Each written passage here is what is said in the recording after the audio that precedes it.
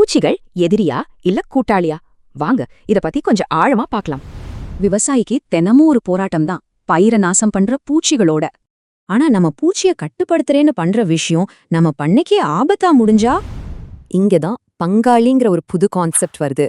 பூச்சி ஒரு பங்குதாரர், எதிரி இல்ல. அறுவடையில பங்கு பூச்சிக்கு, 2வது பங்கு தான் விவசாயிக்கு. நாம பேலன்ஸ தான் பண்ணணும். சிம்பிளா சொல்லணும்னா, சைவ பூச்சிகள் உங்க செடியை சாப்பிடும், அசைவ பூச்சிகள் அந்த சைவ பூச்சிகளை சாப்பிடும். இயற்கையாவே ஒரு வயல்ல 60% நன்மை செய்யற பூச்சிகளும் 40% தான் தீங்கு செய்யற பூச்சிகளும் இருக்கும். ஆனா பூச்சிக்கொல்லி அடிக்கும்போது என்ன ஆகுது? நம்ம கூட்டாளிகளையும் சேர்த்து கொன்னுடுறோம், பேலன்ஸ் போயிடுது.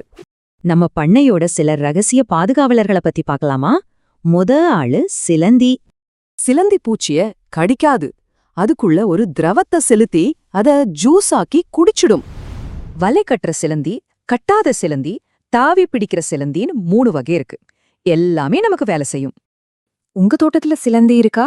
அப்போ உங்க பண்ணை ரசாயனம் இல்லாத ஆரோக்கியமான பண்ணைன்னு அர்த்தம். அடுத்து இன்னும் ஒரு சூப்பரான கூட்டாளி, ஒட்டுண்ணி குழவி. இதோட லைஃப் சைக்கிள் ரொம்ப சுவாரஸ்யமானது. இது கம்பளி பூச்சிக்குள்ள முட்டையிட்டுடும். முட்டை பொறிச்சு லார்வா அந்த புழுவை உள்ள இருந்தே சாப்பிட்டு வளரும். சரி, இந்த மாதிரி கூட்டாளிகளை நம்ம பண்ணைக்கு எப்படி வர வைக்கிறது? ஒரு பார்டர் செக்யூரிட்டி ஃபோர்ஸ் உருவாக்கணும். தட்டப்பயிறு, சோளம், ஆமணக்கு, செண்டுமல்லின்னு இப்படி ஒரு 4 அடுக்கு பாதுகாப்பு வளையம் அமைச்சாலே போதும். இப்படி செஞ்சா நன்மை செய்யற பூச்சிகள் 80% ஆயிடும், தீங்கு செய்யற பூச்சிகள் 20% தான் இருக்கும். எதுக்கு மேலேயும் மருந்து அடிக்கணும்னு தோணுச்சா? ரசாயனம் வேணா, இந்த இயற்கை ஆயுதத்தை பயன்படுத்துங்க. வேப்பங்கொட்டை, நாட்டுப்பூண்டு, கோமியம், காதி சோப், இதுக்கு என்ன புண்ணாக்கெல்லாம் வேண்டாம், கொட்டை தான் முக்கியம். வேப்பங்கொட்டையையும் பூண்டையும் அரைச்சு கோமியத்துல ஊற வச்சு சாறு எடுக்கணும். கை தெளிப்பான்ல தான் அடிக்கணும். இந்த மருந்து பூச்சியை கொல்லாது, அதோட செரிமானத்தை பாதிக்கும், இனப்பெருக்கம் செய்ய விடாது, அவ்வளோதான். ஞாபகம் வச்சுக்கோங்க, பூச்சியும் மனுஷனும் பங்காளி. அதுல முதல் பங்காளி பூச்சிதான். இப்போ நீங்க முடிவு பண்ணுங்க, இயற்கையோட சண்டை போட போறீங்களா இல்ல கை கோக்க போறீங்களா?